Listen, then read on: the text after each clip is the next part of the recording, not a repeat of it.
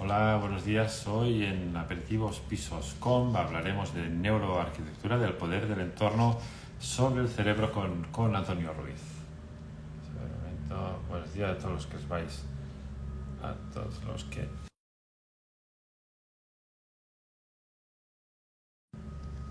Hola, buenos días. Buenos días, ¿cómo estáis? Hola a todos los que os vais conectando. Vamos a ver, saludamos a Antonio Ruiz, que parece...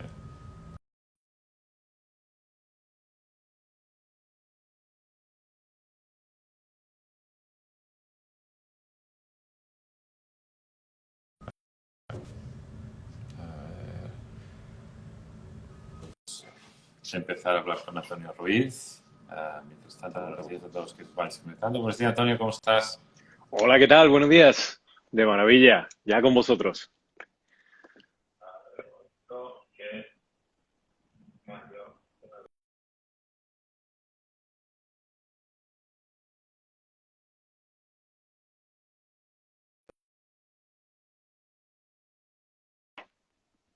Ya te escucho bien, ¿me puedes hablar ahora? Ahora sí, Hola, te Antonio. escucho perfectamente. Perfecto, perfecto, De, te mara- escucho de- perfecto. de Bienvenido, maravilla. Antonio, bienvenido, ¿cómo estás? Muchas gracias. Muy bien. Bueno, no podemos estar de otra manera. Bueno, Hay, exacto, hay- hay que ser optimistas. eso es, estamos de acuerdo ahí. Pues antes, mientras se va conectando gente, mientras vamos dando la bienvenida a todo el mundo que se va conectando, y así después ya cuando estemos más activos aquí, explicaré un poquito, siempre aprovechamos estos primeros minutos, nos sirven un poco pues para explicar por qué hacemos estos directos. Bueno, nosotros empezamos a hacer estos directos básicamente durante el confinamiento. El objetivo que teníamos inicialmente era precisamente el de compartir datos, compartir conocimiento, compartir aquello que nosotros entendíamos que podíamos ofrecer al sector en general, particulares, profesionales, etcétera, etcétera, pues durante precisamente ese confinamiento. Básicamente lo que buscamos era ayudar. Entonces, una vez ya habíamos avanzado durante estas semanas, pues lo que hicimos fue empezar a tener invitados o empezar a conectar con gente como tú, por ejemplo, hoy, con los que, bueno, compartimos este espacio pues para explicar otros temas. Hemos hablado aquí de urbanismo, hemos hablado de demografía, hemos hablado de marketing, hemos hablado pues básicamente de muchas cosas, ¿de acuerdo? Llegamos al día de hoy con el que compartimos ese espacio contigo. Y si te parece, pues lo que hago es, primero te presento, explico quién eres, qué es lo que haces, y a partir de ahí pues ya nos lanzamos. Para los que os vais conectando, al final, pues lo que os digo, bienvenidos aquí al directo, al Aperitivos Pisos.com de hoy. Hoy hablaremos de neuroarquitectura, del poder de la mente, del poder del entorno sobre nuestro cerebro, con Antonio Ruiz, que desde el 2017 presta sus servicios al Estudio Internacional de Arquitectura Arca Architects, donde ejerce como director de experiencia cliente en neuromarketing, experiencia que la ha convertido en un referente en cuanto a neuroarquitectura. Antonio es experto en neurociencia aplicada, es asesor en marketing experiencial y conferenciante, y a lo largo de su carrera profesional ha participado en congresos de toda índole y ha asesorado a decenas de empresas que han confiado en él para formarlas, sea A3 Media, Vinci Hoteles, Banco Santander. Consecuentemente, ha conseguido posicionarse como uno de los principales expertos en nuestro país en cuanto al conocimiento de factores que influyen en la toma de decisiones del consumidor. Asimismo, ha colaborado con diferentes medios de comunicación, ya sea radio, televisión o prensa escrita, con los que ha compartido su extenso conocimiento en relación a la neurociencia. Hola, Antonio, buenos días, bienvenido. Hola, buenos días. Una presentación demasiado grandilocuente, pero bueno, Bueno, al nada final es mentira. exacto, eso, Eh, eso, eso iba a decir. Si te eh, parece, una cosa, para todos aquellos que, sí. digamos, para los profanos en la materia, para aquellos que no sabemos qué es exactamente la neuroarquitectura, explícanos un poco, ¿qué es esto de la neuroarquitectura? ¿Es algo nuevo? ¿Es algo que es muy moderno? ¿Es algo que es muy antiguo? ¿De dónde viene? Coméntanos un poco. Bueno, realmente habría que explicarlo. Esto es una simbiosis, claramente por el nombre, ¿no? Entre neurociencia y arquitectura. Esto es una dinámica muy habitual hoy en día, las sinergias o la integración de diferentes disciplinas. No por nada, sino porque al final, oye, todo el conocimiento es transversal y se va relacionando, ¿no? No queda otra opción. Para ello, para explicar un poco, sí que me gustaría decir qué es la neurociencia, ¿no? Al final, la neurociencia es un conjunto de disciplinas, de ciencias, que lo que hacen es analizar el comportamiento humano o intentar entenderlo. Y se radica todo, nuestro órgano decisor, resumiéndolo mucho, es el cerebro, que es donde se toman las decisiones, ¿no? Luego hay otras interrelaciones por el resto del cuerpo, pero es donde se toman todas nuestras decisiones y es el receptor de nuestro entorno. Dicho esto, la arquitectura, desde el inicio del ser humano, por poder decirlo así, al final han sido estructuras creadas por el ser humano para el ser humano. Y, por supuesto, ejercen una influencia en nuestro estado de ánimo, en nuestro estado general, en nuestras sensaciones, en nuestra percepción del mundo e incluso las ciudades y los entornos que hemos creado. Entonces, era casi obligatorio que las ciencias o el grupo de ciencias que intentan descubrir cómo funciona el cerebro, cómo tomamos decisiones y cómo percibimos el mundo, se alineasen, se acercasen al mundo de la arquitectura y a la vez de forma recíproca que la arquitectura pusiese una parte de su oído en la neurociencia, ¿no? Para entenderlo. ¿Cuándo ha empezado esto? Realmente en el año 2000 empezó a incrementarse el interés sobre el mundo de la neurociencia, sobre la toma de decisiones, sobre cómo nos comportamos y bueno, recientemente, en los últimos 5 años, sí que ciertas universidades, la Universidad de Salk y algunas de Estados Unidos, han empezado a unir y a crear esta sinergia y hacer experimentos reales, objetivos, medibles y siguiendo el patrón científico, ¿no? Y está ayudando al sector. Sí. Está claro, obviamente, que el origen de la posibilidad de poder leer los resultados necesitas, obviamente, pues herramientas modernas y la experiencia moderna que nos da también, entre comillas, el método científico en este caso. Sí que es cierto que la aplicación, y corrígeme si me equivoco, que la aplicación sea de manera intuitiva a todo lo que es la neurociencia y el impacto que tienen en nosotros, los edificios, las ciudades donde vivimos, se remonta, pues no sé si decirte, a las pirámides o a la Edad Media con las iglesias o no sabía decirte yo. Totalmente, totalmente. Esto no es realmente esa sensación que percibimos, esa percepción, no es algo nuevo, por supuesto, como tú bien dices, desde las pirámides o desde cualquier estructura o sobre todo los entornos religiosos que siempre han apostado por este impresionismo, por este sensacionalismo, es algo que como seres humanos ya lo percibimos. Otra cosa era la capacidad de medirlo, la capacidad de entenderlo o la capacidad de saber cuál era el proceso fisiológico que se producía y sobre todo el poder replicarlo, es decir, vale, esto produce este efecto, ¿por qué se produce y cómo puedo yo acercarme o intentar replicarlo? Que es uno de las grandes ventajas, ¿no? Intentar replicarlo, que es con el entendimiento profundo o con un entendimiento, pues sí te puedes aproximar a replicarlo, ¿no? Y al final, un estudio de arquitectura que tiene que obviamente que asumir diferentes proyectos, que quiere aplicar este tipo de técnicas o este tipo de metodología, ¿en qué se diferencia de un estudio de arquitectura clásico? ¿Necesita otros perfiles dentro del estudio? ¿Cómo cambia? ¿Cómo cambia? Bueno, yo te cuento un poquito lo que te puedo contar realmente en mi experiencia con ARK Arquitectos, ¿no? Y aquí lo primero que se basa es que tanto los socios como el arquitecto jefe, en este caso Manuel Ruiz, abrió las puertas a algo que él ya hacía, porque él siempre decía en su manera de comunicar a los clientes que él hace arquitectura para las personas, para las personas y orientada a las personas, ¿no? Entonces él ya tenía un foco y al tener ese foco me dio la posibilidad de poder transmitir esta serie de conocimientos. ¿Cómo lo hacemos en un estudio de arquitectura o cómo lo hacemos en ARK?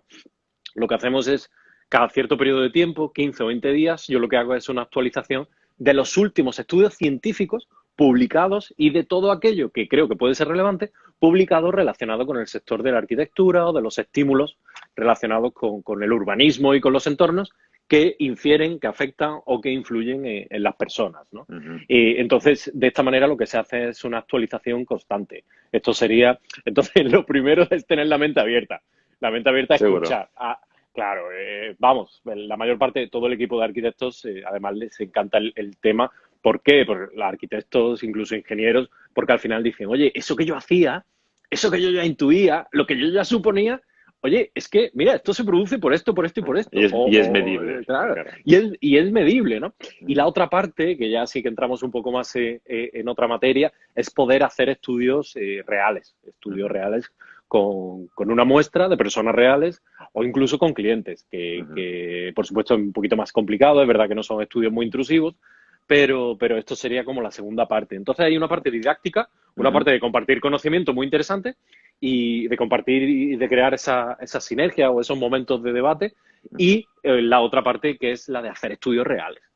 Y cómo se mide? O sea, tú obviamente puedes hacer un estudio de campo o directamente, o puedes asumir un proyecto, hacer un desarrollo Sí. arquitectónico de la forma que sea, y tú, obviamente, cuando lo haces aplicando este tipo de técnicas, pues quieres registrar, quieres conocer, quieres al final tener un resultado empírico de aquello que has hecho. ¿Y cómo se mide? ¿Cómo se mide en cualquiera de los dos casos?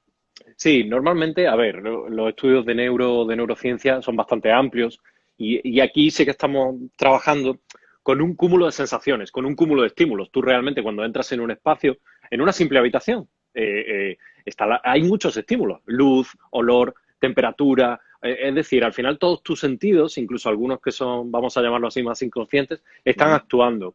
Entonces, replicar eso es bastante complicado. ujú, Es bastante complicado. Hay muchos estudios de neuro que lo que hacen es solo intentar analizar la percepción espacial y lo ujú, hacen con realidad virtual, que también lo podemos hacer, de hecho.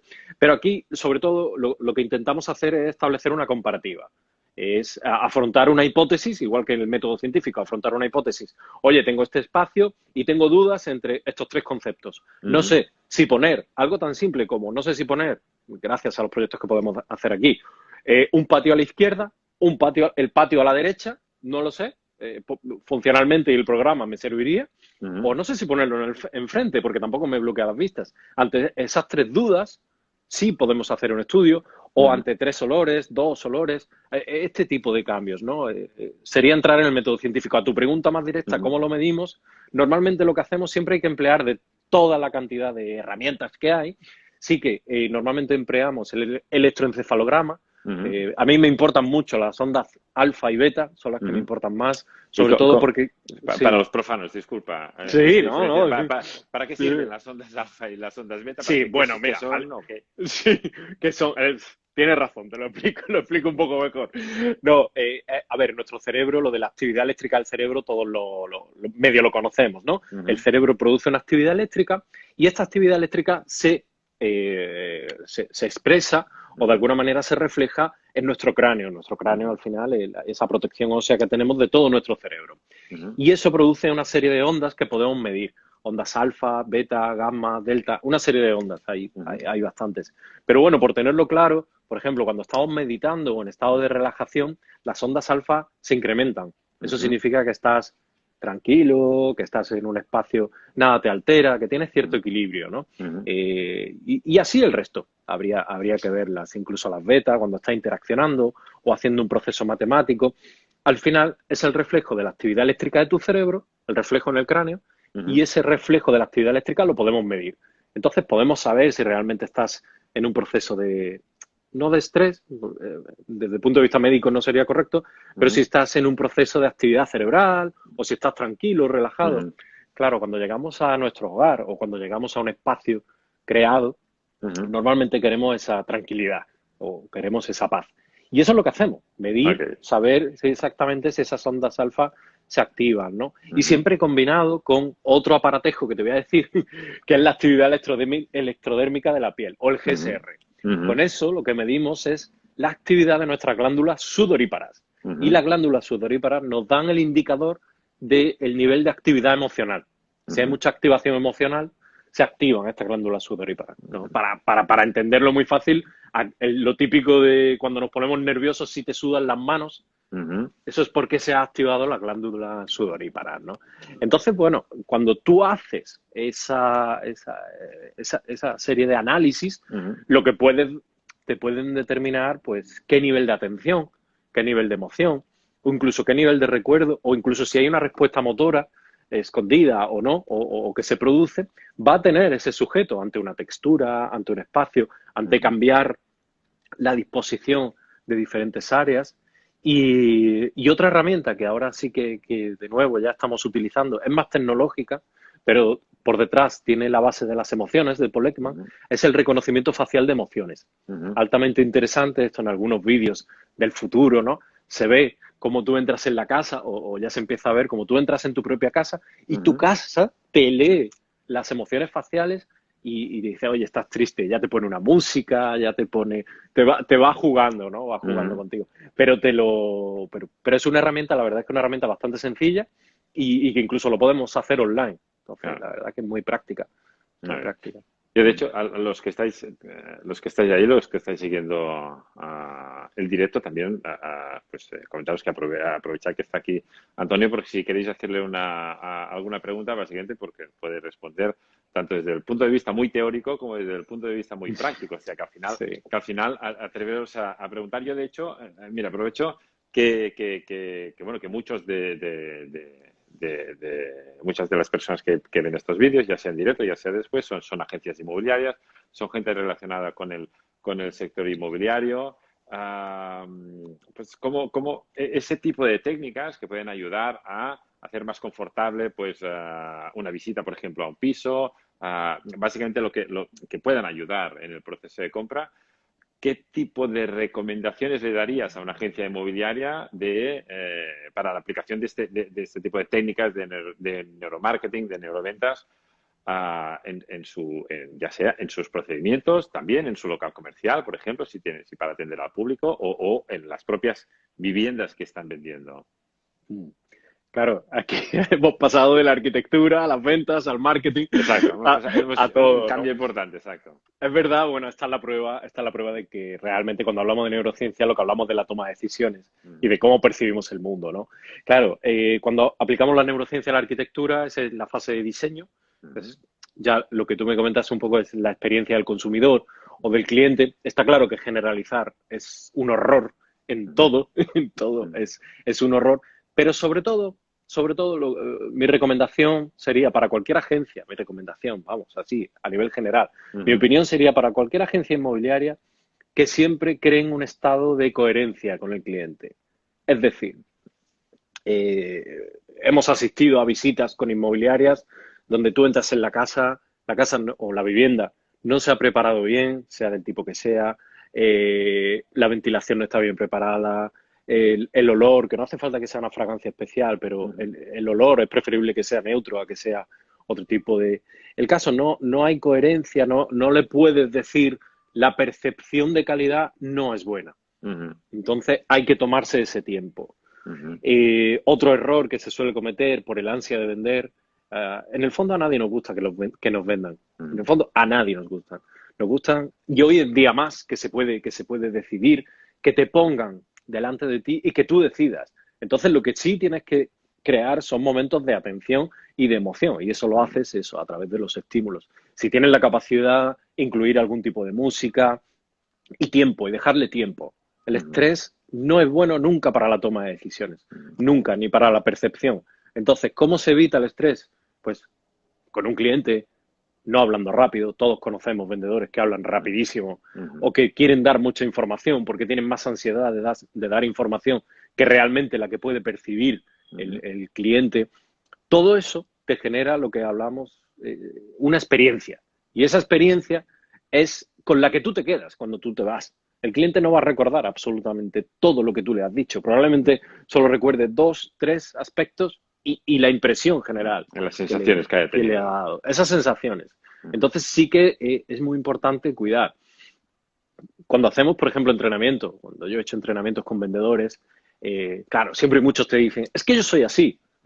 Bueno, ¿sabes? Y si yo soy cirujano, no le puedo decir al paciente, es que yo soy muy nervioso, perdona que te corte tan rápido, ¿no? Tienes que adaptar simplemente a la acción que estés realizando, ¿no? No importa, no entramos en tu personalidad, sino que tienes que adaptarte a cada cliente que tienes delante. Y en este caso, yo, por ejemplo, personalmente tengo la experiencia de que completamente nuestros clientes, el 90% son extranjeros, son completamente diferentes los de nacionalidad rusa, nórdicos, franceses, ingleses, completamente diferentes, árabes, ya ni te cuento, completamente diferentes. O sea, Desde... pero la respuesta de Wow. los estímulos también es diferente o al final todo se más o menos... La ah, respuesta biológica de los estímulos, y ujú, esto es muy interesante porque las ujú, diferentes nacionalidades siempre, la respuesta global de los estímulos siempre es la misma. Es ujú, curioso, pero pero sí la tienes que adaptar. Sí la tienes que adaptar. Por ejemplo, depende del tipo de nacionalidad, no puedes mirar a la gente a los ojos, ujú, lo toman como otra, no puedes elevar la voz, no ujú, puedes estar muy encima de ellos, lo de la distancia social, que ahora todos lo entendemos perfectamente. ujú, Es curioso, sí que lo tienes que adaptar, pero esa sensación ujú, final, esa sensación, esa experiencia que ujú, uno tiene, sí que es igual. ¿Por qué? Te pongo un ejemplo clarísimo. Cuando tú tienes una música calmada, ujú, eso absolutamente en toda la población, o en gran parte de la población, no va a producir un incremento del cortisol, de la hormona del estrés, no lo va a ujú, producir. Al revés, producirá un estado neutral, en cualquier caso. ujú, Y eso sí es general. ujú. Ok. Ese se produce a nivel general. Mira, te hago llegar, o sea, te comento una pregunta que nos ha hecho llegar Rebeca, que nos dice, hola Antonio, buenos días. Tengo una cadena de tiendas de ropa femenina y siempre apuesto por espacios luminosos y confortables como nuestra seña de identidad. No obstante, ¿se sabe hasta qué punto está demostrado que un entorno de estas características favorezca al consumo? Mm. Lo primero que se tiene que preguntar Rebeca en este caso Ujú, es qué tipo de marca quiere ser. ujú, ¿Qué tipo de marca quiere ser? Hay marcas, evito decir nombres, que es mejor. ujú, Hay marcas que lo que quieren es que entre el cliente en la tienda, que compre todo lo posible y que se vaya. No quieren ningún recuerdo de marca o el recuerdo que quieren. Es decir, la impronta emocional que quieren dejar ujú, no va más allá. No es muy importante, ¿no? No quieren establecer una experiencia positiva y que no, lo que buscan realmente es que compre rápido ese ok, cliente. Entonces, ni busques espacios amplios, ni luminosos, ni que esté en tiempo allí. Pon música alta, pon luces en los probadores, aumenta la intensidad lumínica, que la gente no esté mucho tiempo, que pase calor en el probador y que rápido se vayan. Ahora, ujú, si lo que quieres, si intuyo que Rebeca va más por ahí, porque se pregunta por qué está preocupada, si lo que quieres es generar una experiencia positiva, que tu marca sea recordada, que genere emociones, que esa persona tenga una experiencia positiva y lo recomiende, que se sienta mejor con la ropa que se prueba, ujú, que está demostrado, tú estás en un ambiente más amable y te sientes mejor, ¿no? ujú, Ahí sí que lo que tienes que controlar si lo está haciendo bien, si lo está ujú. haciendo bien. Ahora tendrá que controlar también al personal. Todavía a esto no hemos llegado, pero las personas que entran en un local, en un espacio, se relacionan con otras Ujú, personas. O sea, que también tiene y dentro de toda esa experiencia, también tiene que ver cómo es la experiencia con el personal. claro, claro, claro. Es fundamental. Ok.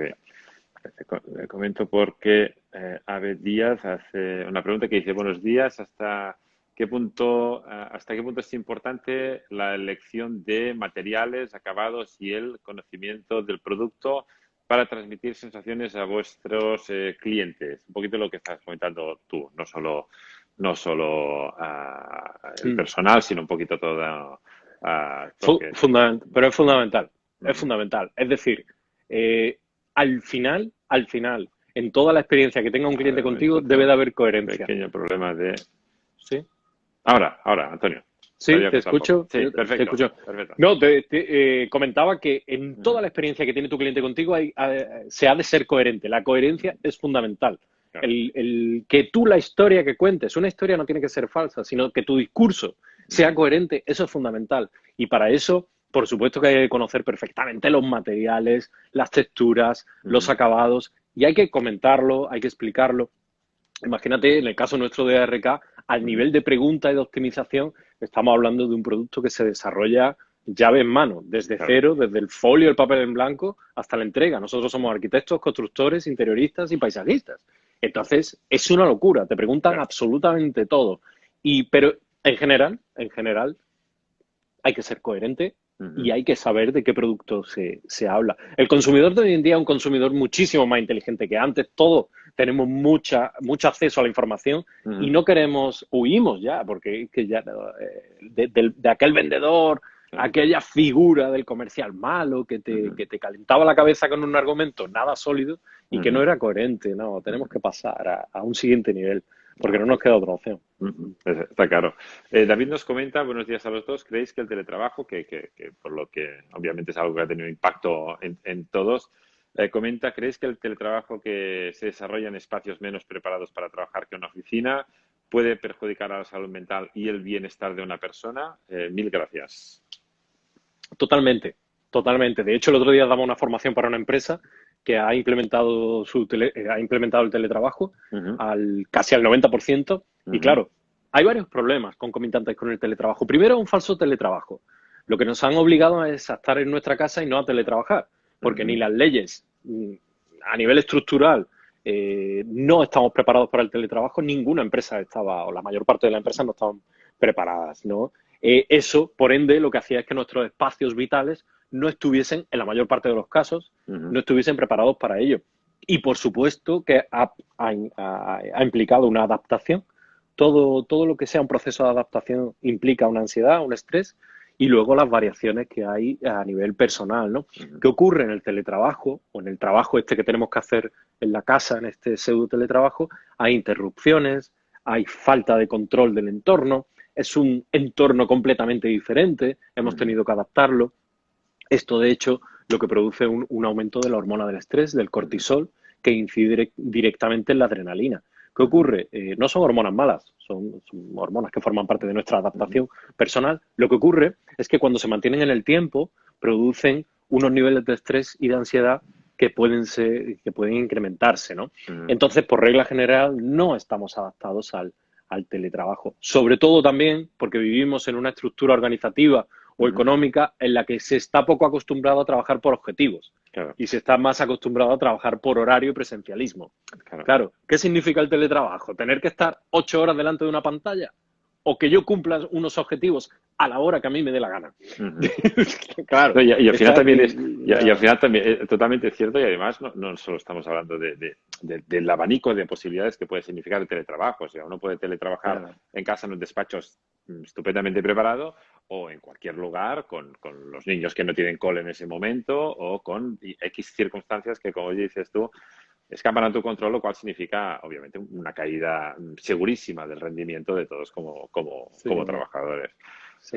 Es verdad, y te quería decir, perdona que te interrumpa, que yo creo que esto para el teletrabajo es importante. Es verdad que el pensamiento creativo o la capacidad de pensamiento creativo es diferente al pensamiento más racional, ¿no? Para el pensamiento creativo necesitamos momentos llamados momentos de fuga o de dispersión. ¿Qué ocurre?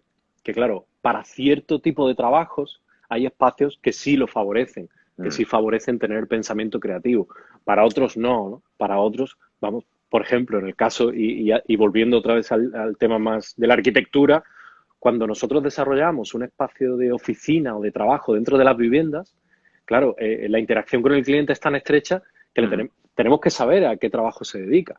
Y tenemos, por ejemplo, diferenciado cuando es una persona del sector financiero, cómo necesita un espacio de trabajo muy racional, muy aséptico, porque debe de ser todo muy racional. Ahora, cuando son artistas, alguno de nuestros clientes es artista, imagínate, es el contrapunto. Sí, claro. Necesita un espacio de trabajo mucho más conectado con la naturaleza, con el exterior. Con muchos más tiempos, ¿lo entiendes? Mucho más. Estamos llegando a la 1. Mira, aprovecho. Y sí, se ha pasado así. Volando. Mira, te hago llegar una última pregunta de Pablo, que comenta: buenos días, como experto en factores que influyen en la toma de decisiones del consumidor, ¿qué opinión te merece la tendencia del sector de la restauración y los supermercados del autoservicio? Pantallas digitales en la mesa, cajas automáticas de cobro. Gracias, comenta Pablo. Claro, no. A ver, muchas gracias por la pregunta, Pablo. Tiene muchísima razón. Toda esta economía low touch o de falta de contacto está provocando primero una disminución de nuestros niveles de oxitocina. La oxitocina es una de las hormonas más importantes en nuestras relaciones porque nos hace más generosos, más sociables.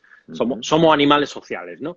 ¿Qué ocurre? Que todo esto que comenta Pablo, por no extenderme, lo que está provocando es una falta de empatía y de contacto humano. Nos volvemos más fríos o el contacto humano es a distancia.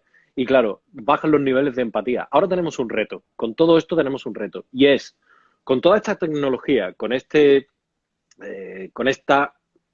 digitalización más que forzada que nos ha hecho entrar de verdad en el siglo XXI, tenemos un reto, que es conseguir los mismos niveles de empatía.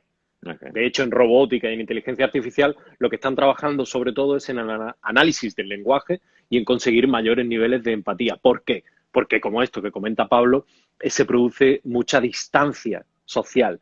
Y esa distancia social, y sobre todo en el sector latino, en el arco mediterráneo, todo el sur de Europa, eso nos mantiene muy cohesionados, nos hace que seamos mucho más generosos, sociables y empáticos. ¿Cómo evitarlo? Solo nos queda en restauración poner mucha sonrisa, ser muy amables, y sí que es verdad, y que cada vez se están concienciando más, que todo el personal que tengamos, que se tenga trabajando, sea tremendamente empático. Okay. Pues muy bien, Antonio, la empatía, que es ahí donde podemos diferenciarlos probablemente de lo que estabas comentando tú, de los procesos mecanizados. Pues ya pasa de la una, vamos a dejarlo aquí. Antonio, ha sido un placer tenerte aquí con nosotros. Ha corrido mucho, te lo agradezco un montón, me queda un mundo por contar, pero oye, eso encantado. Quiere decir que ha sido interesante. Yo creo que ha sido un directo súper interesante donde hemos hablado de cosas, de temas que no solo tienen que ver con la vivienda y el hogar, sino obviamente con las decisiones que tomamos. Sí. Al resto, comentaros pues que os invitamos pues ya pasadas las fiestas de estas Navidades, donde volveremos con más directos en Aperitivos Pisos.com. Y si no, pues podéis verlos en nuestro Instagram TV. Como decía, gracias a todos, gracias Antonio, nos vemos otra vez, hasta la próxima. Muchísimas gracias, enhorabuena. Hasta luego, gracias. Hasta luego.